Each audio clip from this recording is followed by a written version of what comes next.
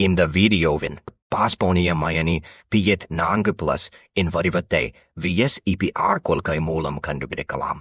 முதலில் மைய அணுவின் இணைத்திறன் எலக்ட்ரான்களை கணக்கிடுவோம். பாஸ்பரஸ் 15ஆம் தொகுதி தனிமம். அதனால் வெளிக்கூட்டில் 5 எலக்ட்ரான்கள் இருக்கின்றன. இங்கே நேர்மின் சுமை 1ஆக இருப்பதால் ஒரு எலக்ட்ரானை கழிக்க வேண்டும். 5-1 என்பது 4. அடுத்து பிணைப்பு ஜோடிகள் மற்றும் தனித்த ஜோடிகளை பார்ப்போம். 4 ஹைட்ரஜன் அணுக்கள் உள்ளன. அதனால் மைய அணு 4 பிணைப்புகளை உருவாக்குகிறது. எல்லா எலக்ட்ரான்களும் பிணைப்பில் கலந்துவிட்டதால் தனித்த ஜோடிகள் 0. இப்போது மூத்த ஜோடிகள் எண்ணிக்கை, அதாவது ஸ்டெரிக் நம்பர் 4 ஆகஸ்ட் வருகிறது. 4 என்றால் sp3 கலப்பினம். 4 பிணைப்பு ஜோடிகள், தனித்த ஜோடிகள் இல்லை என்றால் வடிவம் நான்முகி, அதாவது டெட்ராஹீட்ரல். இங்கே Ph4+ என் ஒரு எளிய டெட்ராஹீட்ரல் வரைபடத்தை காட்டுகிறேன். மையத்தில் பாஸ்பரஸ், சுற்றிலும் 4 ஹைட்ரஜன் அணுக்கள். இப்போது கொடுக்கப்பட்ட தேர்வுகளில் சரியான விடை நான்முகி, அதாவது டெட்ராஹீட்ரல். இதுதான் சரியான பதில்.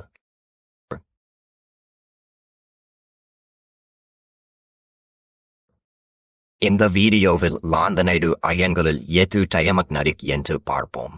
கேள்வி: கீழே உள்ளவற்றின் எந்த லாந்தனைடு அயன் டயமக்னடிக்? விருப்பங்கள்: La-3+, Pm3+, Pr3+, Sm3+. Diamagnetic என்றால் அனைத்து எலக்ட்ரான்களும் ஜோடியாக இருக்கும். ஜோடி இல்லாத எலக்ட்ரான் இருந்தால் அது பாராமக்னடிக் ஆகும். லாந்தனைடு 3+ அயன்களில் பொதுவாக அமைவு சீனான் மையம் மற்றும் 4 எப் எலக்ட்ரான்கள். அதனால் எப் எண்ணிக்கை பார்த்தால் போதும். இப்போது ஒவ்வொரு அயனின் எப் எலக்ட்ரான் எண்ணிக்கையை காணலாம். La-3+ எப் 0, Pr3+ எப் 2, Pm3+ எப் 4, Sm3+ எப் 5. எப் 0 என்றால் ஜோடி இல்லாத எலக்ட்ரான் இல்லை. அதனால் டயமக்னடிக் ஆகும் ஒரே அயன் La-3+. அதுவே சரியான பதில்.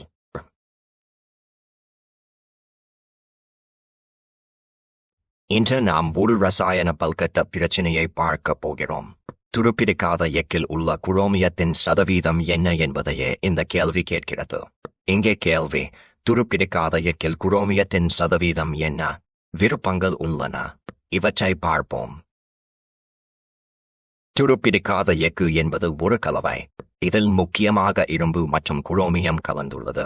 குரோமியம் சுமார் 10.5% மேல் இருந்தால் ஒரு பாதுகாப்பு ஆக்சைடு அடுக்கு உருவாகிறது.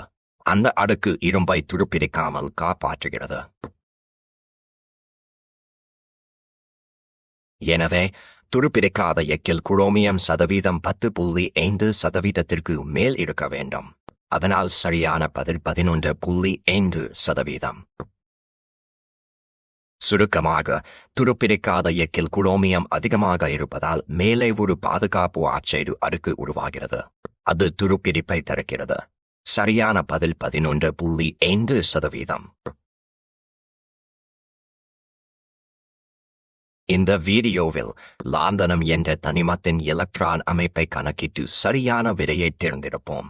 கேள்வி: லாந்தனத்தின் எலக்ட்ரான் அமைப்பு என்ன? 4 தேர்வுகள் கொடுக்கப்பட்டுள்ளன.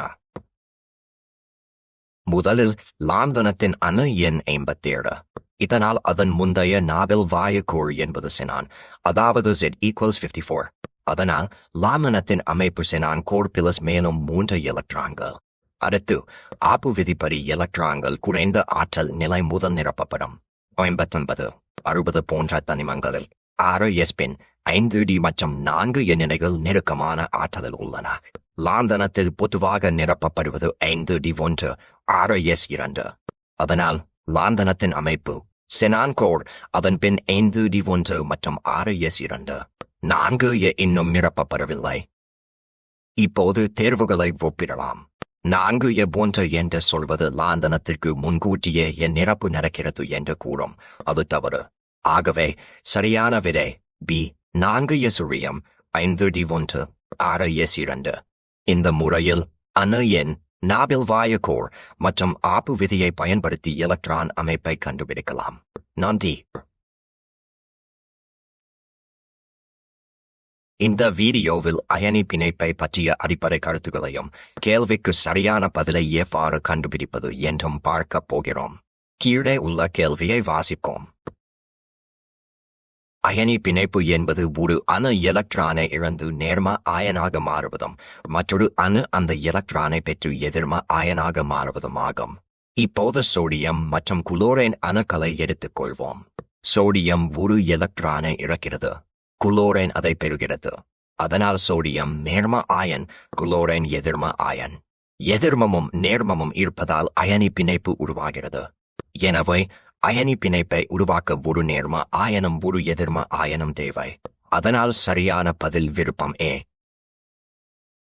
சுருக்கமாக சொன்னால், எலக்ட்ரான்கள் மாற்றம் ஏற்பட்டு நேர்ம மற்றும் எதிர்ம அயன்கள் உருவானால் அயனி பிணைப்பு உருவாகும். இதை நினைவில் வைத்துக் கொள்ளுங்கள்.